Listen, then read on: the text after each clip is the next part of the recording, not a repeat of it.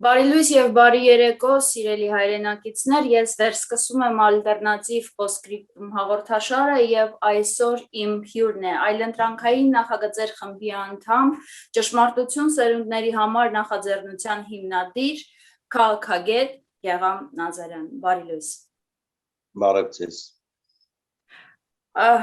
Այսօր շատ դժվար է մեզ խոսել այս թեմաների շուրջ, բայց այն հրեշավոր իրականությունը, որը մեզ հետապնդում է արդեն մոտավորապես 8 ամիս, չի թողնում մեզ անհաղորդ այս ամենից եւ կարծես թե յուրաքանչյուր օր մենք ստանում ենք սարսափելի լուրեր, նորություններ, որոնք հաստատվում են նաեւ պետական ատյանների կողմից։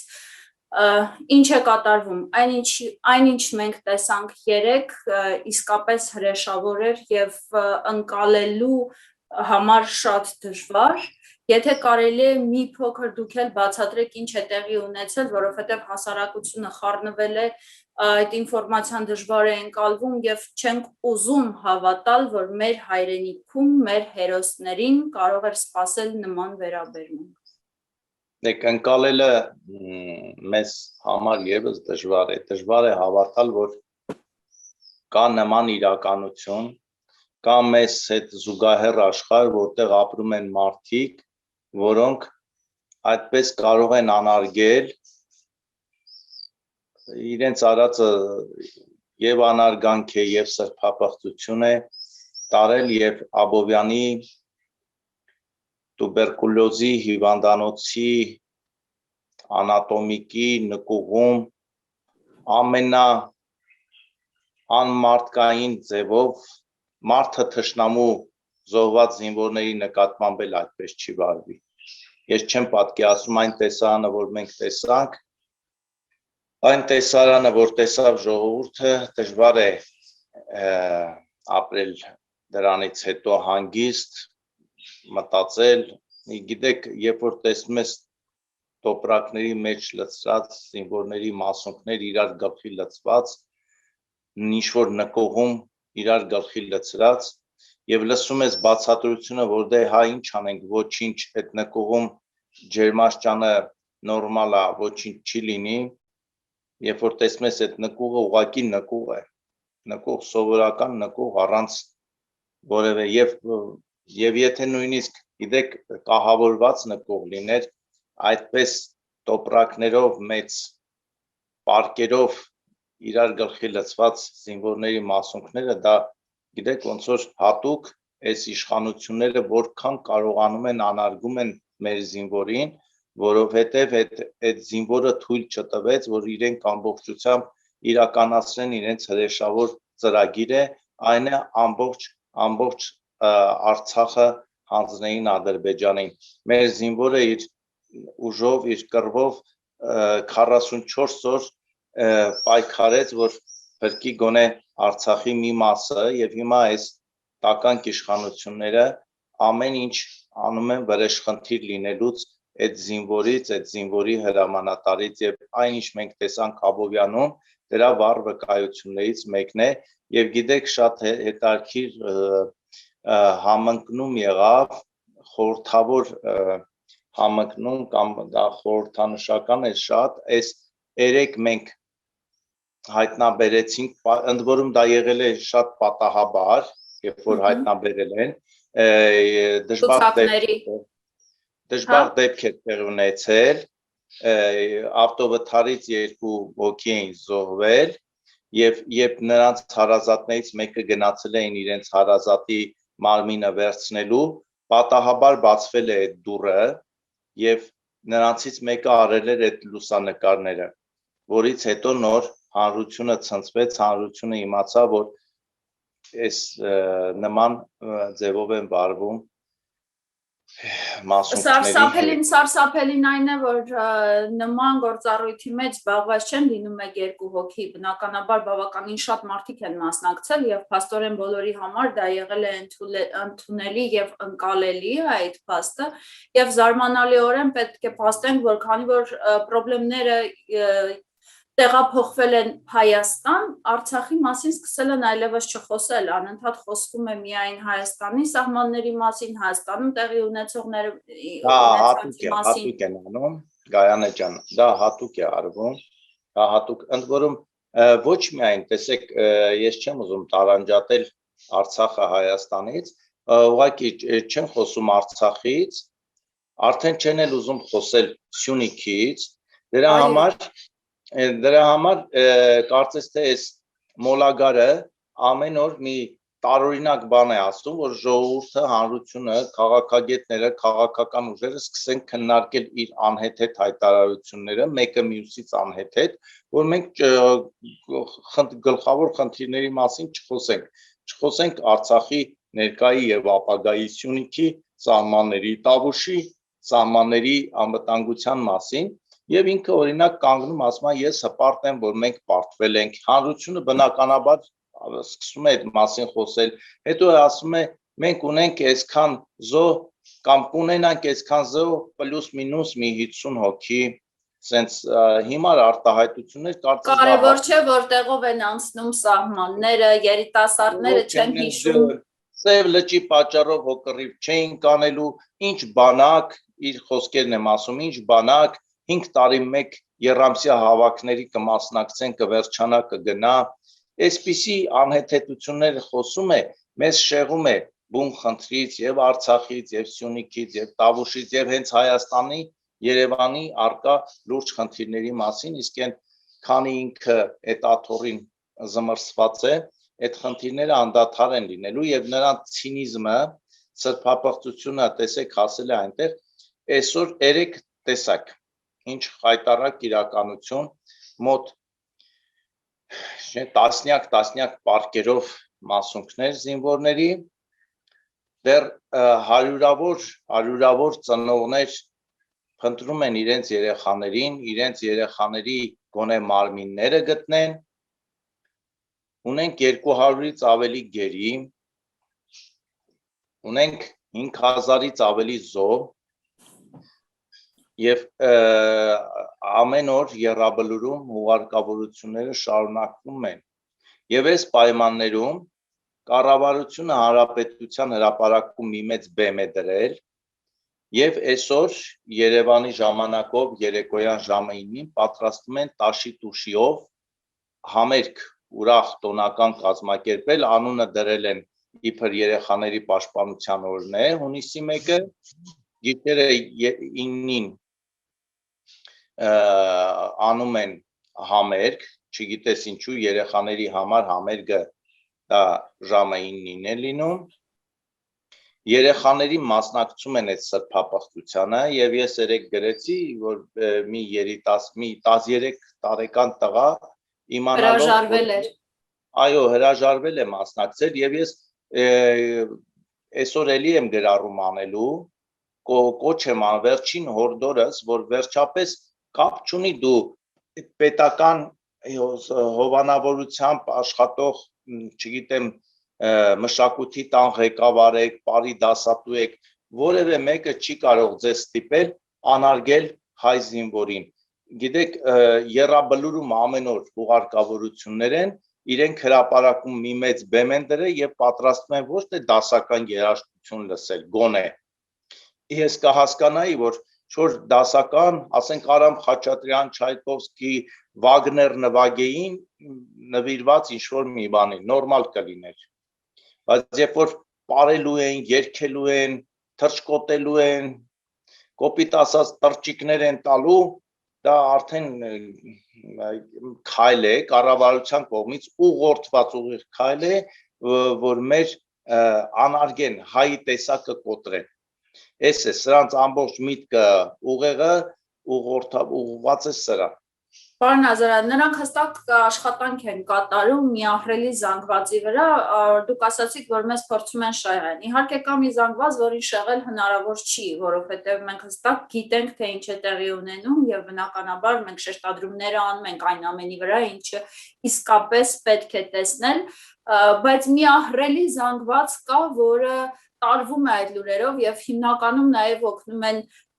պետական մարմինները, օրինակ հանրային հեռուստաընկերությունը, որը հանրային գումարներով սպասարկում է թշնամու շահերը եւ վերջերս մենք տեսանք մեր Գերագույն ԺՊ-ի արտահայտությունից հետո, որ երիտասարդները մոռանում են չեն տեսել ադրբեջանական հողերի վրա ադրբեջանցիներ եւ գիտեն թե դա հայկական է, արդեն եղավ տեսանյութ, որը հանրային հեռուստաընկերությունով հեռարձակվեց եւ դարձավ ադրբեջանական մամուլի ամենահայտնի տեսանյութը։ Ես չեմ մեղադրում այդ երիտասարդին, բայց ես մեղադրում եմ բոլոր նրանց, ովքեր ունեն տարիների հստակ փորձ եւ մտածված թույլ են տվել, որպեսզի այդ տեսանյութը հեռարձակվի հանրայինի եթերով։ Լավ, ինչպես մենք կարող ենք կանխել, ինչպես կարող ենք պայքարել այդ ամենի դեմ, որովհետև նրանք կարծես թե ամեն բան անում են, որպեսզի փչացնեն մեր երիտասարդների մտածողությունը։ Սկսվեց ամեն ինչ դպրոցական եւ ուսումնական ընդհանուր ծրագրերով, որտեղից պատմություն, գրականություն եւ ամեն ինչ սկսեցին հեռացնել եւ բերել ինչ-որ հիվանդ մտածողությամբ գրականություն եւ խեղաթյուրված պատմության դասեր եւ հետո արդեն շարունակաբար մենք տեսնում ենք ինչ է կատարվում, ինչպես կարող ենք կանգնեցնել այս ամենը, ինչպես կարող ենք պայքարել։ Մի տարբերակ կա ընդամենը, մի տարբերակ, դա սրանց իրենց գլխավոր կապիտուլյանտի գլխավորությամբ իշխանությունից հեռացնելն է եւ նոր իշխանություն ձևավորելը։ Միակ տարբերակը դա է։ Մնացածը ուղղակի միջոցներ են թույլ չտալու, որ այս ամեն ինչը ինչ որ ավելի մեծ մասշտաբների, բայց դե տեսնում եք հանրայինով Բաքվի պատվերով ռեպորտաժ է գնում, որ ինչ Տիգրանաշեն, սա Քյարքի գյուղն է, որը Հայաստանի զինված ուժերը գրավել են, ասենք 1991 թվականին։ Հանրայինով նման ռեպորտաժ է գնում։ Կապիտուլյանտը ասում է, որ գիտեք, այնպիսի տոնով կարծես կշտամբում է, ասում է դուք թույլ չեք տվել, որ Ադրբեջանը լինի Սյունիքի կողքին, այս Սյունիքում 30 տարի սերունդ է մեծացել, նրանք չգիտեն, որ Արևանը պետք է լինի Ադրբեջանը, հետո ասում պատրաստվում են սահմանային փոփոխություններ իրականացնել Տավուշում, ինչը ես գիտեմ չի հաջողվելու, թույլ չենք տալու, որից հետո Հայաստան պետության գոյությունը արդեն լուրջ, ոչ թե լուրջ վտանգի, այլ չի լինի Հայաստան պետություն, երբ որ եթե սրա պլանը իրականանա եւ այդ ճանապարհները հանձնվեն Ադրբեջանին, այդ որ ասում են անկլավ, իրականում խոսքը ոչ այնքան անկլավի Ադրբեջանին դրանք չի էլ հետաքրքրում, խոսքը 3 տեղ Տավուշում եւ մի տեղ Արարատի մարզում Հայաստանի համար ռազմավարական ունեցող ճանապարհների վրա ադրբեջանական զորքերի տեղաբաշխումն է։ Դրանից հետո պատկերացնում եք ոչ Տավուշի մարզում ներքին հաղորդակցությունն է անհնար դառնալու առանց Ադրբեջանի բարի կամքի եւ անգամ Հայաստանը ելք չի ունենալու դեպի Վրաստան առանց այդ ադրբեջանցի զինվորների բարի կամքի։ Սրա վերջին գիտի օրերը հաշված են արդեն եւ շտապում է, որ այդ խնդիրը լուծի եւ գործնախարարի արդեն ժամանակավոր պաշտոնակատարի հրաժարականը Արա Այվազյանի եւ այդ տեքստը, որ նա բացահայտ ասեց, որ Նիկոլը իրականացնում է հակապետական հակազգային ծրագիր եւ դա պետք չի թույլ տալ, պետք է ամեն ինչ անել թույլ չտալ, տեսեք արտգործնախարարը նման հայտարարությամբ դուրս է գալի աշխատանքից։ Դա վկայում է, որ գործ ունենք մեղմ ասած հայրենիքի թշնամի վարչախմբի հետ։ Լավ, ինչ կարող ենք մենք անել, ինչպես կարող ենք մենք արթնացնել հայ ժողովրդին, որը կարծես թե մեծ վերել կապրելուց հետո այդ միասնությունը, որը մենք ունենք պատերազմի 44 օրերի ընթացքում, երբ գիտեինք, թե դեռևս հաղթում ենք, այդ ընթացքում կարծես թե սպանվեց նաև Սփյուռքը։ Եվ մենք այլևս չունենք Սփյուռք, մենք չունենք մարդիկ, ում սիրտը ցավում է, ով դուրս կգա փողոց կամ ով կխոսի կբարձրաձայնի խնդիրների մասին եւ ես ապրում եմ այստեղ եւ փորձում են հավաքներ կազմակերպել մարդիկ եւ գոնե իրազեկ պահեն արվող աշխատանքի, կարիքների, ինչ է պետք, որովհետեւ ցավոք սրտի դեռևս պետք են այդ աշխատանքները եւ պետք է օգնություն, որը այստեղից գա այն մարդկանց ընտանիքներին, ովքեր դեռևս պայքարում են սահմանների վրա, բայց մարդիկ չեն ուզում լսել, չեն զարթնում եւ դեռևս մի ահռելի զանգված այստեղ պաշտում է բառի բուն իմաստով այսօրվա ղեկավարին։ Մեկ դա արդեն հոգեբուժների ոլորտն է։ Լուրջ հետո համաշխարհային հոգեբուժական կենտրոնները այդ տեսակին վերցնելու են եւ ուսումնասիրեն, թե ինչ է կատարվում մարդու ուղեղում, սրտում, երբ որ իր տեսակին 5000 երիտասարդի գիտակցված տանում են սպանության, նախապես ծրագրված պարտության, ունենք մի զանգված, ես չգիտեմ, ասենք Ամերիկայում կամ Ռուսաստանում Նիկոլա Պաշտների թիվը որքան է, Հայաստանում դա շատ կտրուկ արագությամբ նվազում է, որովհետև ամեն օր մի նոր խումբ մարդ հայտնաբերում է, որ ինքը շատ ծանր խաբված վիճակում է եղել, դա այդ process-ը գնում է եւ իրենց գործողություններն օգնում են դրան, բայց ամեն դեպքում եթե այդ 44 օրյա պատերազմից հետո եւ դրան հաջորդած իրադարձություններից հետո գոնե 1 կամ 3 հայ է գտնվում, որը ասում է ես Նիկոլի կողքին եմ, դա նշանակում է մենք լուրջ խնդիր ունենք, լուրջ խնդիր, պաշտել մեկին, որը Շուշին նվիրել է Ադրբեջանին, պաշտել մեկին, որը Սյունիքի ամենակարևոր սահմանային կետերը շատ մեծ արագությամբ հանձնեց Ադրբեջանին, պաշտել մեկին, որի օրոք զոհված տղերքի մասունքները հենց այնպես որպես Աստված թող ինձ ների այս արտահայտության համար, բայց դա այդպես է, որպես աղբ լցված էր ինչ-որ նկուղում, պաշտել դրան այսքանից հետո արդեն լուրջ խնդիր է։ Ես երեք մեկի հետ այդպես զրուցում էի, բակերից մեկում Երևանյան, երբ որ նա ասում է, իրենց ուղեղը այսպես է մշակել, որ ինչ անի այդ խեղճ տղեն, հներն են մեղավոր, ես մի օրինակ, երեկվա խոսակցություն եմ ասում, ես մի օրինակ բերեցի, ասեցի ընկեր, դու քանի տարեկան ես, ասեց 60, ասեցի դե 60 տարեկան մարդ ես, նստել ես տաքսի մեքենա, վարորդը կոպիտ խախտում է անում եւ վթարի է կենթարկվում, ստանում ես ծանր մարմնական վնասվածքներ, դու ասում ես վարպետ, վարորդ, ես ինչ արեցիր, իսկ նա պատասխանում է, գիտես, ես չեմ մեղավոր, այս մեքենայի նախկին վարորդներն են մեղավոր, ինչպես կվարվես, ասում է կտամ կսատկացնեմ, ասում եմ, բա այս դեպքում, երբ որ պետության մասին է խոսքը, ինչու ես ասում, նախկիններն են մեղավոր, շշմած նայում է, նրա ուղեղը անդադար մշակել են, ինքը չի փորձել պայքարի, իրեն չեն օգնել, որ ինքը մտածի, այս ինչ է ասում, ոնց կարող են նախկինները մեղավոր լինել Շուշին հանձնելու, զորքին անդադար նահանջ հրամաններ տալու համար, միթե Ռոբերտ Քոչարյանը կամ Լևոն Տեր-Պետրոսյանն էին մեղավոր, որ Նիկոլի կինը Աննան բունկերում հետևում էր, թե գեներալները ինչ ռազմական խնդիրներ են ուզում լուծել, ինչ էր անում Աննան, այստեղ էլ են նախկինները մեղավոր, նախկիններն են մեղավոր, որ այս տականքը պատրաստում է Տավուշից տարածքներ հանձնել, չէ, նախկինները չէ մեղավոր, բայց էլի մի զանգված կա, որոնց ասում են, գիտեք, այդ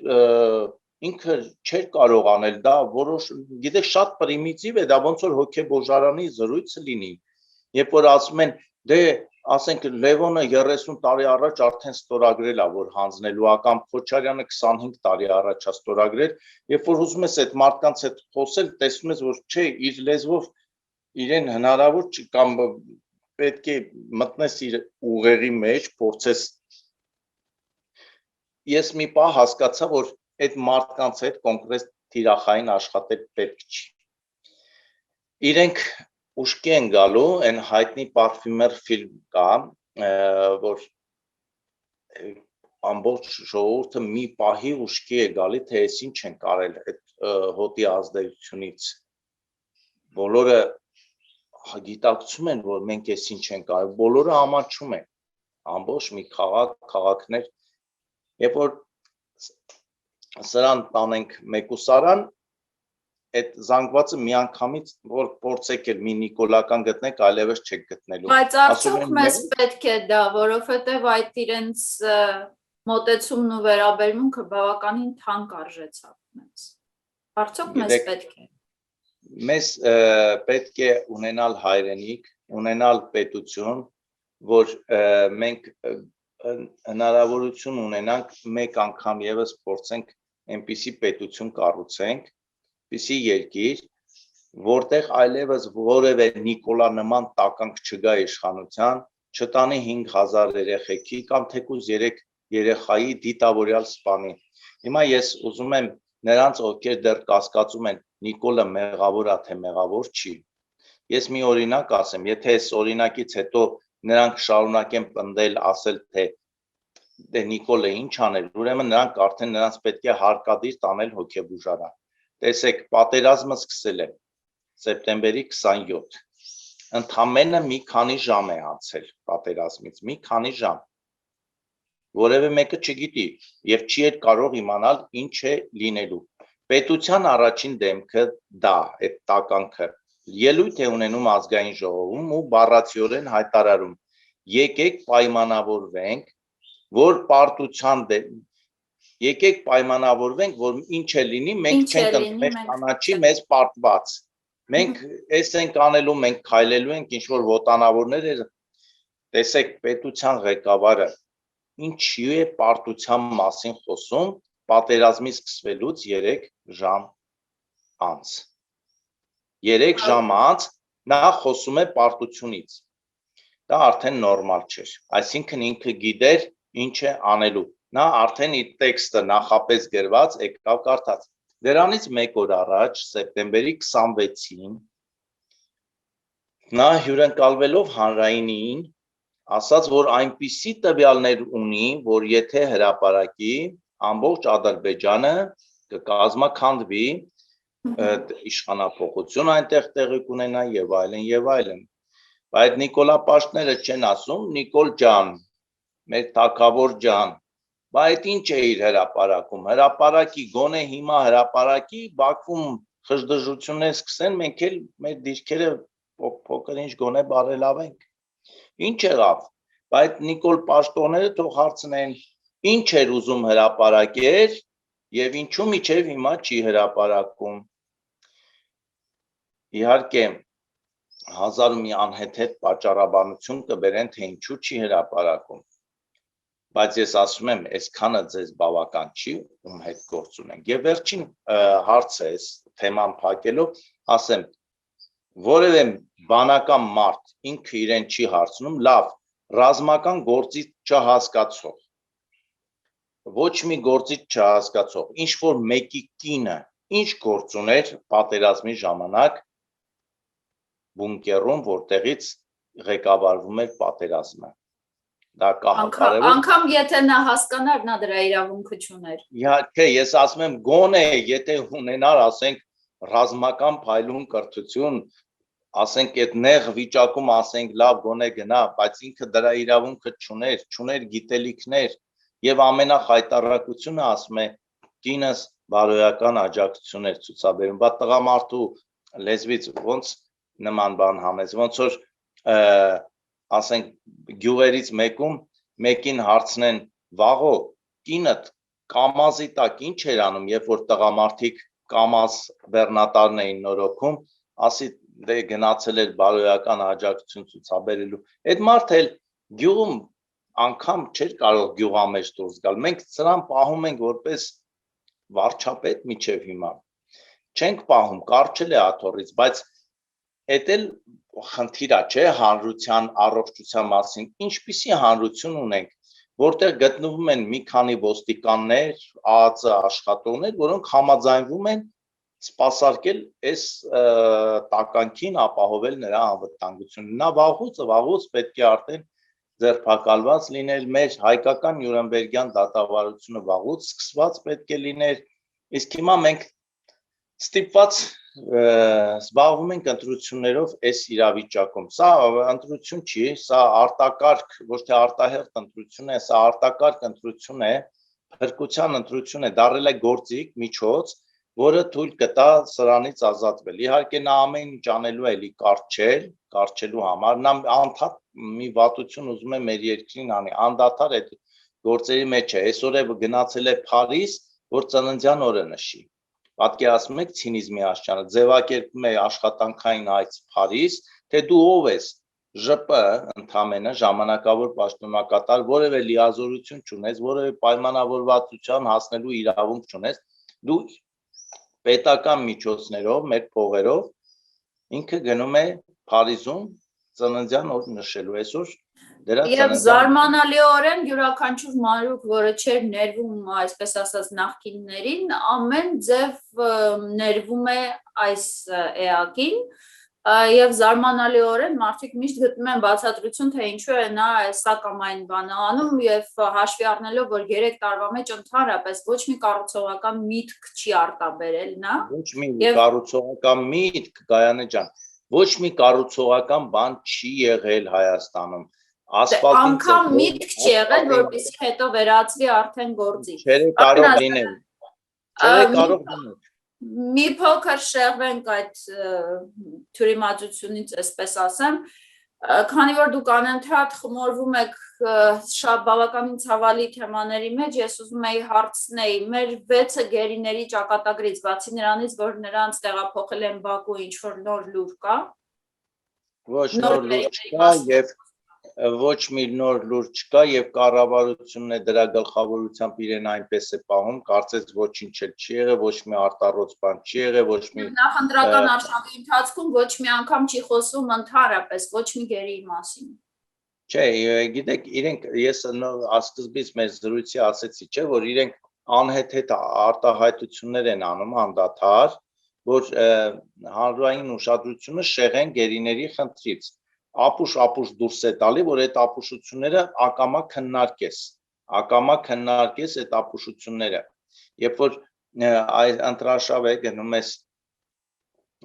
մի եթերի կամ մի հարցազրույցի եւ ասում ես, գիտեք, վարչախումբը չի զբաղվում ոչ միայն այդ 6 գերիներով, այլ մյուսներով, երբ որ վարչախումբը չի կարողանում ապահովել դիտավորությամբ Հայաստանի սահմանները թույլ տալով Ադրբեջանին, պատասխանը ամենաարձագանք ամենաանհեթեթ ձևով է լինում, թե դուք ինչու եք նման հարցեր բարձրացնում օգնելով Ադրբեջանին, թե ինչու ոնց ենք օգնում Ադրբեջանին, երբ որ ասում ենք, բա մեր գերիները, բա մեր տղերքը, բա մեր սահմանը, փաստորեն դա ստացվում է, որ մենք օգնում ենք Ադրբեջանին, այսպիսի պրիմիտիվ անհեթեթ բացատրություն, նրանք չեն կարող, չէ՞, որ առողջ դրամաբանական բացատրություն։ Մարդու իրավունքների պաշտպան Արման Տատյանը մշտապես ասում է, որ հենց պետական ատյաններն են խանգարում, որպեսզի մենք հնարավորություն ունենանք ինչ-որ դրական շարժում առաջընթաց ունենալու եւ հատկապես հանրայինը իր մոտեցումներով եւ շեշտադրումներով։ Պարոն Ազարյան, 3, եթե չեմ սխալվում, Էրեբունի վարչական շրջանում բացվել է հուշարձան 7 հերոսների, որոնցից մեկը նաև ձեր լուսահոգի պայծառ երիտասարդ ապկարն է եղել։ Ես շատ ուրախ եմ, որ նման բաներ են տեղի ունենում, որովհետև դա կարծես թե փոքր բան է, բայց այնքան մեծ նշանակություն ունի եւ մեծ նշանակություն ունի նաև սերունդների դաստիարակության համար։ Ես ուզում եի իմանալ, նախ հարցերս միանգամից տամ, որ հետո ձեզ չընդհատեմ, պետական որևէ ատյան կապ ունեցել է այդ հուշարձանի ստեղծման եւ տեղադրման հետ եւ արդյոք լավ դրան պատասխանենք հետո հաջորդ հարցերը կտամ։ Խոսքը որ հանկարծ սխալ չընկալվի, Էրեբունում մի փոքր բակի, որտեղ մի քանի շենք են, այդտեղ ունենք 7 զոհ, միայն մեր նոր արեշտ թաղամասի մի հատվածի մի քանի շենքի 7 զոհերի մասին է խոսքը, որ ես ինչու եմ շեշտում, որ հանկարծ ԱՄՆ-ում կամ Ռուսաստանում հանկարծ չկարծեն, որ Էրեբունու շրջանում ընդամենը 7 զոհ կա, սա մի բակի մասին է։ Բակից 7 երիտասարդ։ Փոքր բակի, որի ասենք երկարությունը ծայրից ծայր ազիվ ասենք 300-400 մետր այդ տարածքի մասին է խոսքը 7 զոհի եւ դա եղավ ծնողներից հերոս տղերքի Սարոյի ծնողների հարազատների նախաձեռնությունը սկզբնական որ ինչ որ մի ցայտաղբյուր լինի, հետո ցայտաղբյուրի գաղափարը դարձավ խաչքար, հետո փոքր պուրակ եւ հենց ծնողներն էլ 7 ծնողները ով ինչով կարող էր մասնակից դարձավ այդ գործին, կողքից եկան մարդիկ առանց իրենց անունը հրապարակելու, այսպես ասած նախկինները ոչ բարձր ճամփաշտունից հենց բանով եմ ասում, որ նորմալ մտածող մարդիկ, որոնց Նիկոլը նախկին է անվանում, մարդ, որը ուզում է օգտակար լինի, բայց չի ուզում ցուցադրի, որ ինքը ինչ-որ մի բան է արել, մարդիկ եկան օգնեցին շատ ինքնաբուխ, դե գիտեք ոնց որ ես զգում եմ դա մեր տղերքի կամքներ եւ բարեբախտաբար ես չգիտեմ բարեբախտաբար ասեմ, ինչ ասեմ, ոչ մի պետության կողմից անգամ մի լումայի աջակցություն չի եղել, հետո Այս պարագայում երևի բարեբախտաբար, որովհետեւ սրբապղծության թույլ չէի տա, որ դրանցից որևէ մեկը այդտեղ լիներ, կան դպրոցի տնօրեններ, ելույթ ունեցան, ծնողներ, երեխաները երգեցին, ով ինչպես կարող էր զինվորի մասին երգեր, եւ այդ պահին կանգնած ես, ասենք, այդ խաչքարի մոտ Տեր Շահենը օրհնում է, օծում է, խոսքերը ասում եւ իրոք ես էլ ասեմ մնացած ծնողներ միջև հիմա ոնց ասեմ որ բառը չի ընկալում որ մենք էս ինչ ենք անում չկա որովհետեւ ասենք այդ մարդիկ երազանքներ ունեին այդ երեխեքը որը գողացավ այս տականքը ունեմ հարևան հենց մեր հարևան շենքից իմ մանկության ընկերը Արտուրը որը այ հոկտեմբերի 1-ն էր թե 2-ը ես ուզում եմ սա հատուկ պատմեմ որովհետև կարևոր է ես գիշերը ուշ տուն եմ գալիս Արտուրը ապրում է հարևան շենքի առաջին հարկում ցայտաղբյուրի մոտ կանգնած էր հանդիպեցինք զրուցում ենք հայտարարվում է Աբգարից ու ոգևորված է Արծրունի ստերով հավատում է ամբողջովին որ մերոնք արդեն մտել են Շահումյան մտել են Գետաշեն ոգևորված աչքերը շողում է ասում է տեն մեզ մերոնք ինչ են անում այսպես բան ես գիտեմ իհարկե ամբողջ ճշմարտությունը իհարկե միայն չգիտեի որ Աբգարս արդեն զոհվել է բայց դա էլ այդ պահին բան չէր մտածում էինք ու հաջորդ օրը առավոտյան առանց որևէ մեկին ասելու Հարցրունի եւ Նիկոլի ստերով կերակրված իմ մանկության ընկեր Արտուրը թողնելով 9 ու 11 տարեկան երեխեքին գնում է կամավորական եւ զոհվում է ու տեսեք մյուս ողբերգությունը զոհվում է մոտավոր հոկտեմբերի վերջերին կեսերին Մարմինը հանձնեցին ընտանիքին մոտ 3 շաբաթ առաջ նաև Արտուրի խաչքարներ Աբգարի ցավակցություններս բոլորի այո բայց ուզում եմ ասեմ տենում եք սուտը ինչ է անում եթե 44 օրվա ընթացքում մեր ճիշտը մատուցեին մարդիկ իրենց այլ կերպ կպահեին դուք հարցրեցիք մինչև այս մեր զրույցը մինչև խաչքարին նվիրված զրույցը ասում եք Սփյուռքը հիասթափվել է գիտեք դա էլ հատուկ արեցին այս մեր թշնամի իշխանությունները որոնք կատարում են Ադրբեջանի եւ Թուրքիայի պատվերները ոչինչ հենց այնպես չեն անում ինչ կայացած կառույց ունենք թիրախավորեցին հայ առաքելական եկեղեցին հայ տղամարդուն հայ կնոջը արդեն ուզում էին մանկապարտեզ մտնեն եւ 3-4 տարեկան երեխաներին սեքսի դասեր բացատրեն արդեն ուզում էին ասեն որ գիտեք երեխաներ դուք դեռ չգիտեք դուք տղա եք թե աղջիկ կմեծանաք նոր կիմանաք ինչի մասին է խոսքը ինչ տղա ինչ աղջիկ արդեն հայ եկեղեցի պատմությունն էին ուզում դպրոցից հանել ռազմագիտություն առարկան մի կողմ է դրված Հայաստանի պետության առաջին կարևոր ու լուրջ ձեռքբերումներից մեկը Հայաստան համահայկական հիմնադրամը հեղինակազրկեցին, վերցրին աննախադեպ բան արեցին, հիմնադրամից փող վերցրեցին եւ տարան պետական բյուջե, որ իրենց աշխատավարձերը Մինչ օրս չեն հրապարակել, մինչ օրս չի հրապարակել։ Ես մեր ճշմարտություն սերունդների համար նախաձեռնությունը նամակով եւ պահանջով դիմեց եւ հիմնադրամին եւ կառավարությունը հրապարակեք ինչ է կարել այդ 52 միլիարդը բնականաբար որևէ արձագանք այդպես էլ չեղավ բայց երբ որ այդ մեծ դատավարությունը սկսվի նրանք պատասխան են տալու նաեւ դրա համար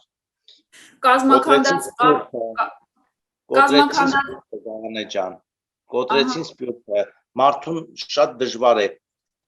ինքը հավաքում է գումար է տալի վերջին խնայողությունները կամ ոչ վերջին խնայողությունները հետո պարզվում է որ այդ գումարները չգիտեմ ինչ են եղել այնքան դժվար է ես դրա համար որ ասում եք ինչ է պետք անել պետքա սրանց վտարել դատել բերել նորմալ իշխանություն աշխատող որ սփյուռքի ապրող հայը տեսնի որ այս երկրում սկսել են նորից գործեր անել սկսել են առու կառուցել ջրանց կառուցել շենք կառուցել սկսել են նորից Արցախին օգնել որ ինքն էլ ցանկություն ունենա այսպես մարդկանցից նեղանալը մեղադրելը շատ հեշտ է ինչու է հիասթափեի բա մարդը ինչ անի երբ որ պետության այո շատերը թքած ունեն սրանց վրա բայց մեծ մասի վրա հոգեբանորեն հեշտ են ազդում եւ կոտրում են որն է մեր ազգի ուժը դա միտքը սփյուռքը մեր տեսակը իրանք թիրախավորեցին այս մեր ամեն ինչու անցան առաջ եւ Նիկոլն էլ դրա գլխավոր դերակատարն էր եկավ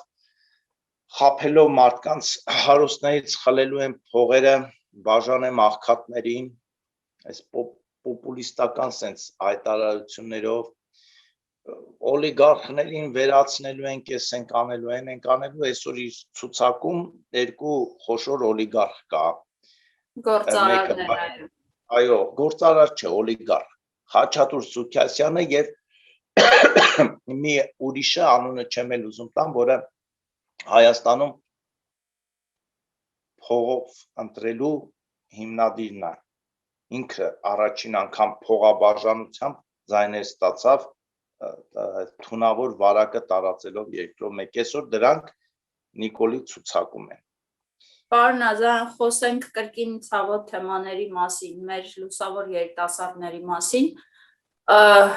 մենք կարծես թե պարբերաբար անուններ ենք հնչեցնում խոսում ենք որոշ հերոսների մասին բայց տպավորությունը այն է որ ավելի շատ բարձրաձայնվում են այն երիտասարդների անունները, ովքեր բնակվում էին Երևանում, կենտրոնում, եւ տպավորություն է, որ մի քիչ ավելի հեռու տեղերից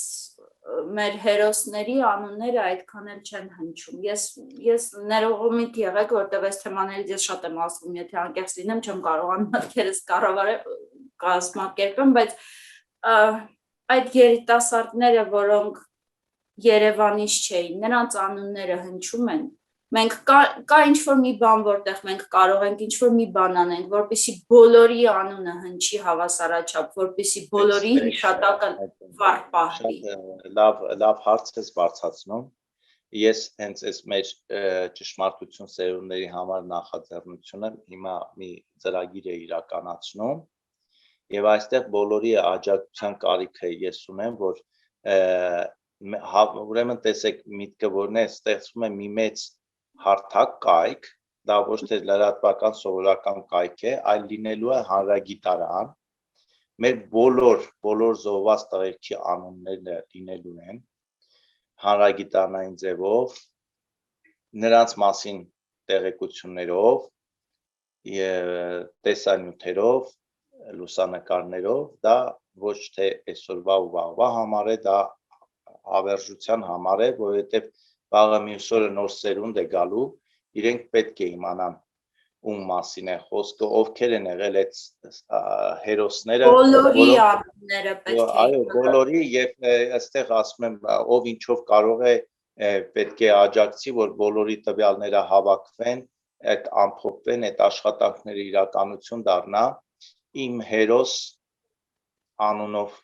է լինելու, իմ հերոս.am, իմ հերոս.com Եվ այստեղ մենք պետք է այդ հարթակը, այդ կայքը կիմանանք, որ հերոսի ծնունդն է այսօր, որ հերոսներից, չգիտեմ, դպրոց գնալու օրն է, որովհետև իմ լավ ընկերուհիներից մեկը, իմ հարազատ ընկերոջ քույրը, մեր քույրը Լուսինեն Հովանեսյան մի անգամ մի լավ գրառում արեց, շատ էր տպավորվել, ասում է, բոլորի կենսագրությունը նայում են, մեկը հարցում է, բա ինչի են մենակ գրում, ավարտել է ինչ դպրոցը ու գնացել ծառայության, ասում է, բա ինչ անեն, երբ որ այդ երեխեքի մեծ մասը իրոք առանց չափազանցության, իրոք վերջին զանգի հանդեսից գնաց պատերազմ։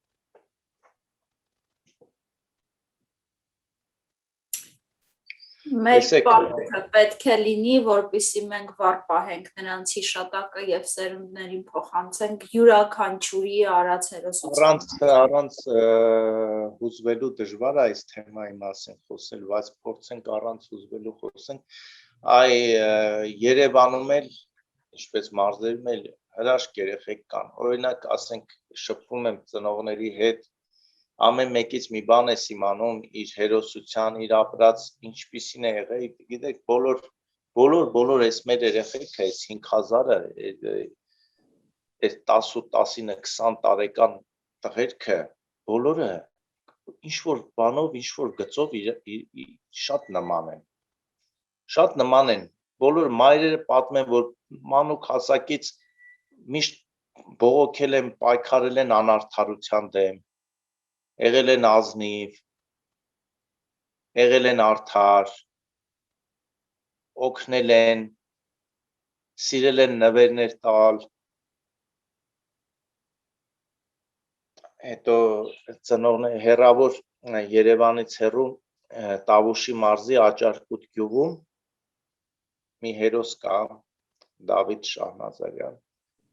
դեք երբ որ ծնողների հետ էի խոսում, իրենց տանն էի,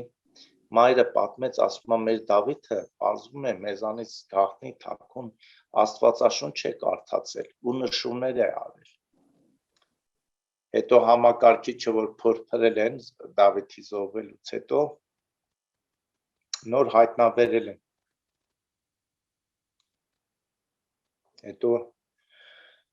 ասենք դժվար է այս ամեն ինչի մասին հանգիստ խոսել, բայց ասեմ Դավիթը այնքան ուժեղ տղա է, Դավիթ օրինակ, որ տես 19 տարեկան, 20 տարեկան տղա, բայց գիտակցում է, որ վերջին ժամերն են կամ վերջին րոպեները, որ այդ իրենց տարել են եւ դավաճանաբար թողել են միտեղ պատերազմից ժամեր, ավարտից ժամեր առաջ, ողբերգություն են նայում դա է, չէ, Շուշիի ժայռերի տակ եւ երեխեքը հասկացել են, որ տեղից դուրս գալը արդեն անհնար է լինելու։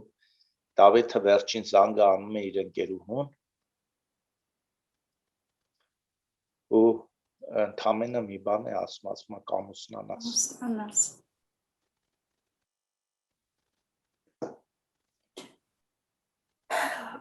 Պարոն Ազարյան, ասենք Արմավիրի մարզում մի գյուղ կա Նոր Կեսարիա, 9 զոհ կա այդ գյուղից, 9 տղա, ասենք որ լսում ես օրինակ Գորժ Երմալովյանի արածների մասին, այդ տղեն զոհվելուց առաջ հասցնում է 25 տղայի կյանք է փրկում, բառից բուն իմաստով, 25 հոգու կյանք վտանգելով իր կյանքը, հետո գալիս է նորից մասնակցում մարտերին եւ էլի այս դավաճանական շղթայի պատճառով այդ տղեն իր 5 ընկերների հետ զոհվում է։ Այնքան այսպիսի բանը եւ անդադար պետք է այս մասին ասել, անդադար, նույնիսկ երբ որ իշխանապողություն լինի, կան նոր իշխանություններ, էլի անդադար մենք այս տղերքի մասին պետք է խոսանք, ինչու խոսանք, համետ խոսալով մենք մեր հարգանքն ենք մատուցում, եւ բացի այդ կանխում ենք նոր աղետը։ Այդ շատ կարևոր է, դուք էլ նշեցիք Գայանե ջան, որ այդ խաչքարը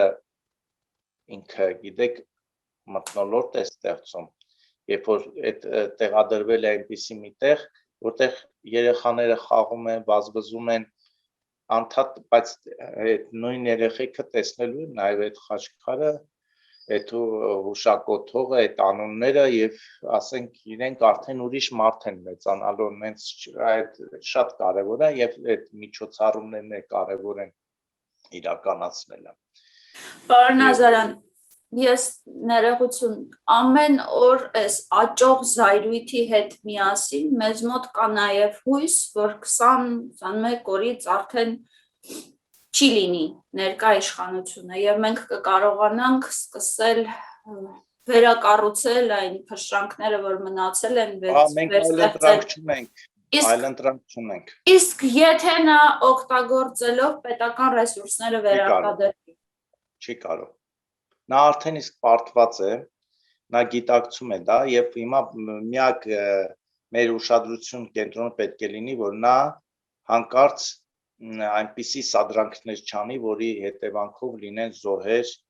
վիրավորներ, նա ինքն էլ հասկանում է, որ ինքը վերարտադրվելու որևէ շանս չունի։ Ես չեմ կարծում, որ Տիգրան Մուկուչյանը հիմար մարդ է, որ կհամաձայնվի դրա հետ կասկածելի գործարքների գնալ, իսկ ինչ վերաբերում է իր իրական վարկանիշին, ես ասեմ, թող բոլորը իմանան, ինքն էլ գիտի դա, իրեն բոլոր գաղտնի իրական հարցումներով իրեն ասում են, որ դու 12%-ից ավել, նույնիսկ են քերելով հավաքելով ինքը չի կարող ունենալ։ Դա է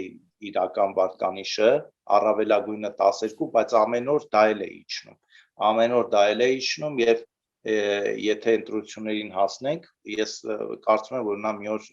արթնանալու ենք եւ տեսնենք, որ նա փախել է երկրից, դա ես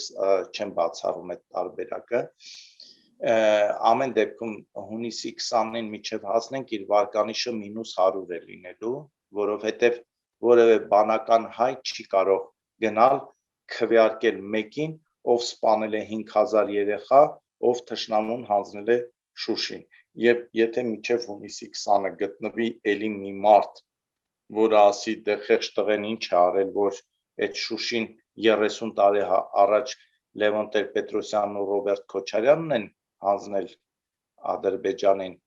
այդ արդեն այդ մարդկանցով մենք առանձին կզբաղվենք, պետք է հատուկ միջոցներ հատկացնենք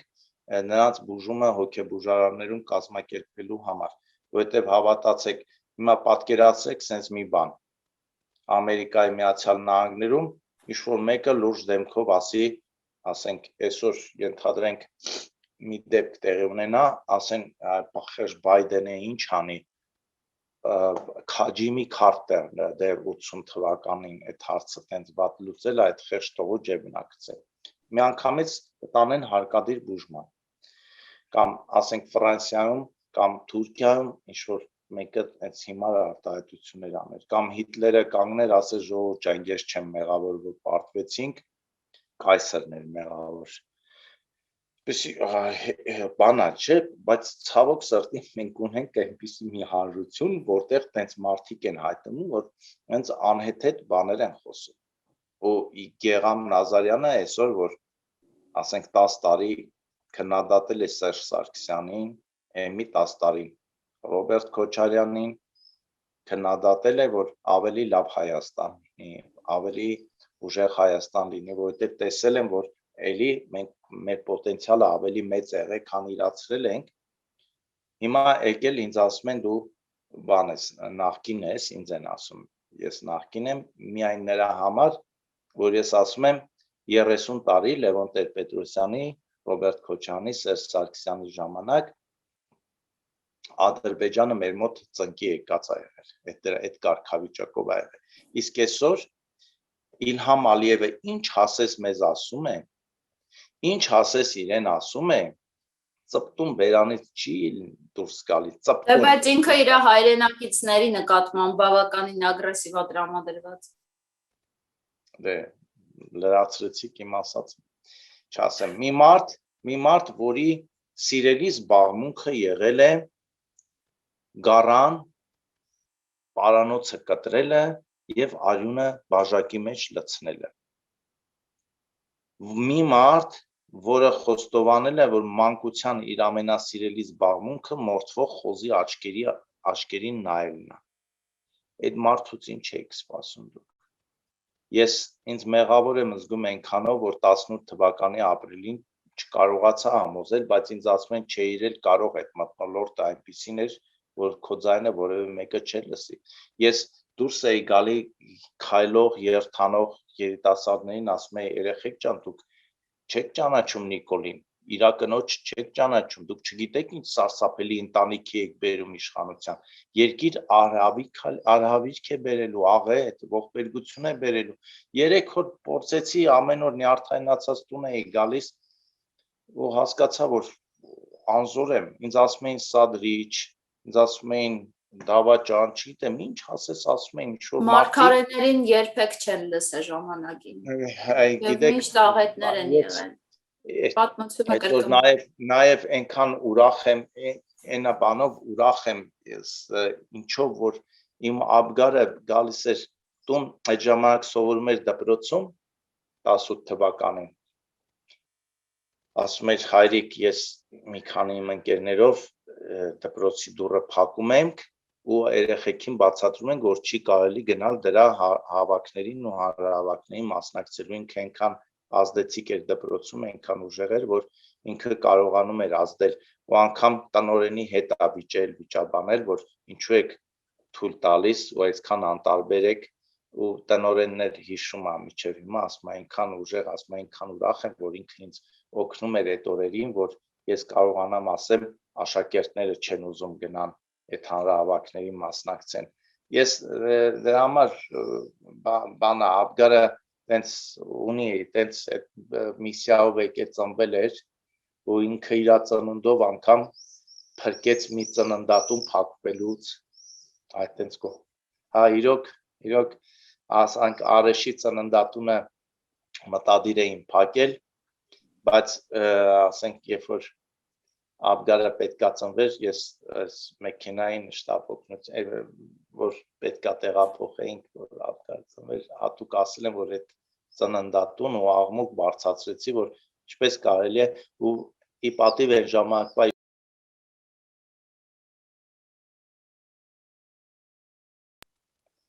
առողջապահության նախարարության ժամանակ լսեցին ինձ հասկացան որ եկանք խոսացին քննարկեցին ասեցին իսկ կարելի է գոնե մի մասնաշենքը ծննդատուն չլինի այլ ասենք աչքի բժիշկ ականջի բժիշկ ասեցին կարելի է իհարկե ցենց աբգարս այդ միսիայով եկավ իրականացրեց հիմա էլ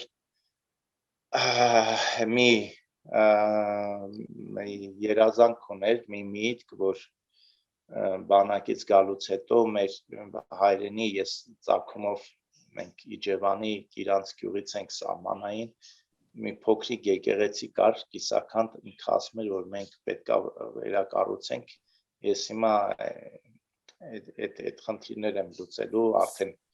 թույլտվությունը վերցրել եմ որ իրավունք ունենանք այդ գործը անենք դա էլ ասենք ծննդատուն եկեղեցի էլի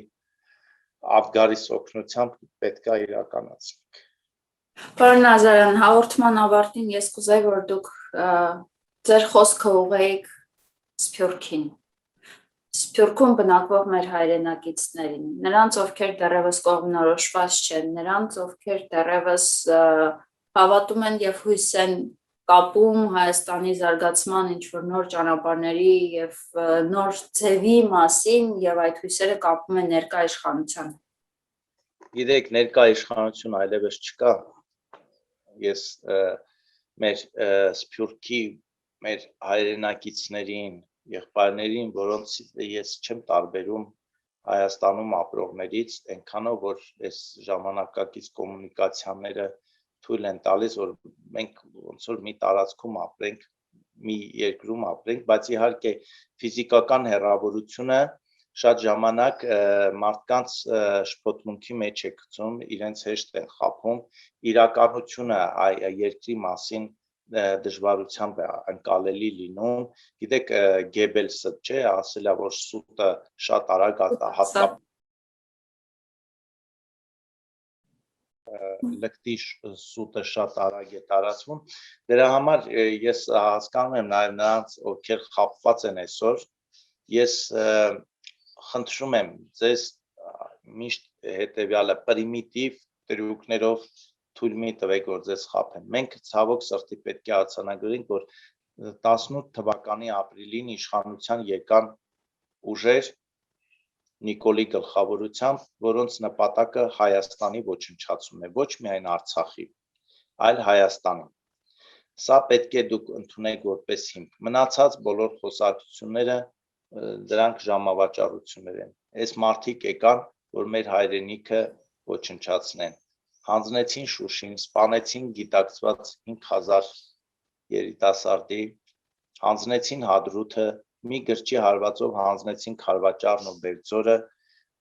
մեծ արագությամբ թշնամուն բերեցին Սյունիքի գլխին կանգնացրեցին, եւ այսքանից հետո ինչպես կարող եք հավատալ այս մարդկանց։ Եվ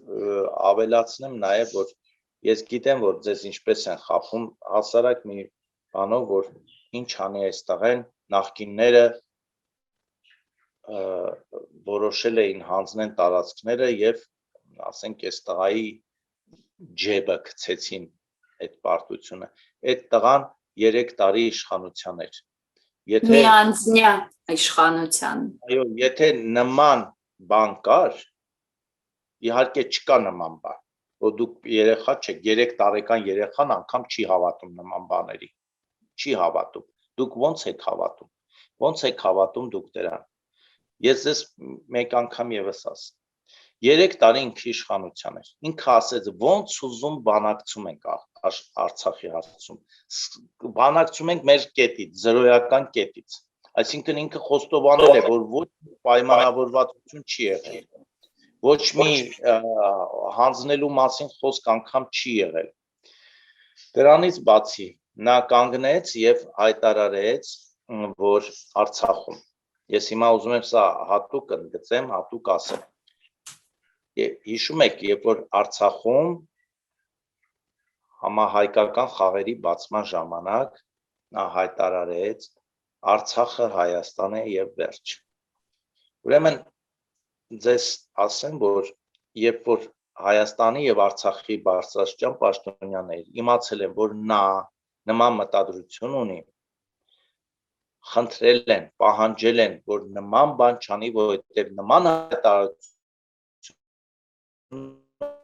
Ադրբեջանին ուղիղ խնդրում է տալիս Թուրքիայի հետ միասին սկսել ռազմական գործողություններ։ Երբ որ դու ասում ես Արցախ Հայաստան է եւ վերջ, դու հայտարարում ես, ես որ բանակցելու ոչինչ չունեմ քո հետ։ Եթե դու ասում ես, որ Արցախը Հայաստան է եւ վերջ, ել ինչի շուրջ ես դու բանակցելու։ Եվ հորդորներից հետո ասում է, որ այո, ես դա չեմ ասի։ Եվ միակ մարդը, որ պնդել է, որ չէ պետք է ասի, չէ պետք է ասի, գիտեք ով է եղել։ Նրա կինը։ Այո։ Եվ երբ որ խափելով Արցախի ղեկավարությանը, Հայաստանի բարձրաստիճան պաշտոնյաներին նա վերջում բղավեց Արցախը Հայաստանը եւ վերջ, Աննա Հակոբյանը ասել է. Ես։ Ինչու էր այդ կինը այդքան շահագրգռված, որ նա ասի այդ արտահայտությունը։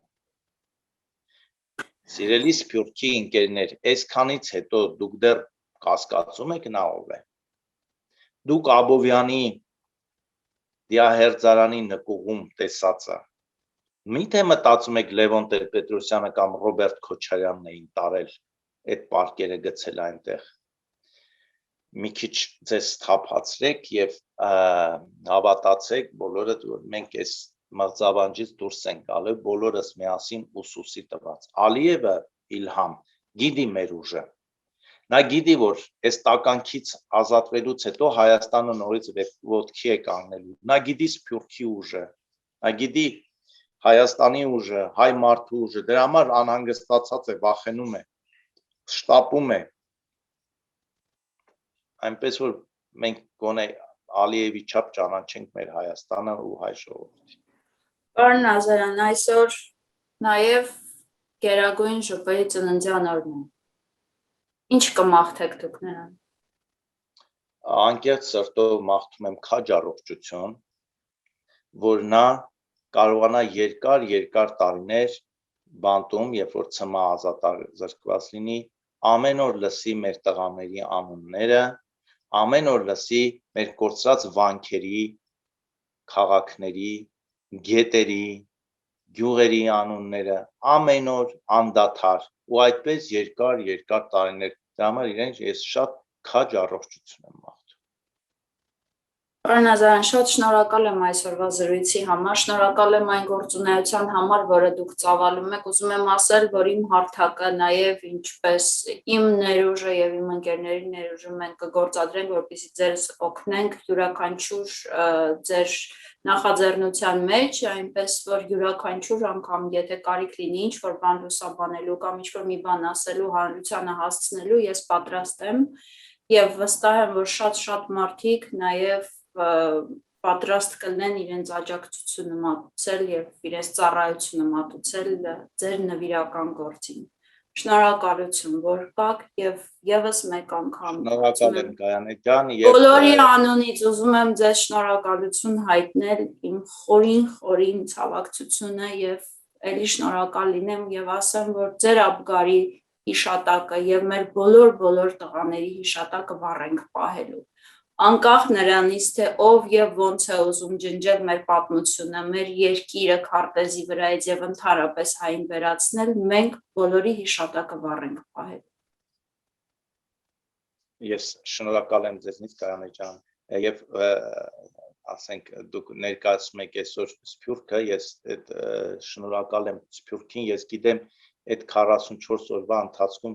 ինչ հսկայական օգնություն եք դուք ուղարկել, որոնց 90% այդպես էլ մեր զինվորին չհասավ։ Մենք հետո, երբ որ ես ասում եմ մեր հայկական Նյուրնբերգյան դատավարության ժամանակ կհայտնաբերենք այդ ամեն ինչը, կպարզենք ինչու տեղ չհասավ,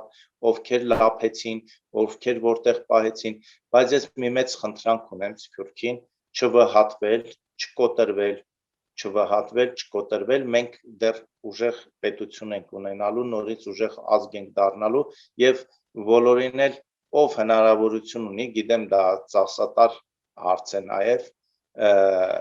Ռուսաստանից, ԱՄՆ-ից, Ֆրանսիայից Հայաստան գալը հեշտ գործ չէ, մանավանդ կորոնավիրուսային աղետի ժամանակ, բայց եկեք համ հայրենիք այցելեք եւ ովքեր քվեարկելու իրավունք ունեն, մասնակցեք հունիսի 20-ի քվեարկությանը, որ բոլորս ուսուսի տված այս հրեշների իշխանությունից ազատվենք։ Շնորհակալություն ձեզ։ Շնորհակալություն, ցտեսություն։ Իսկ ես հիշեցնեմ, որ իմ հյուրներ այլընտրանքային նախագծեր խմբի անդամ ճշմարտություն սերունդների համար նախաձեռնության հիմնադիր եւ քաղաքագետ Գեղամ Նազարյանը։ Շնորհակալ եմ, ցտեսություն։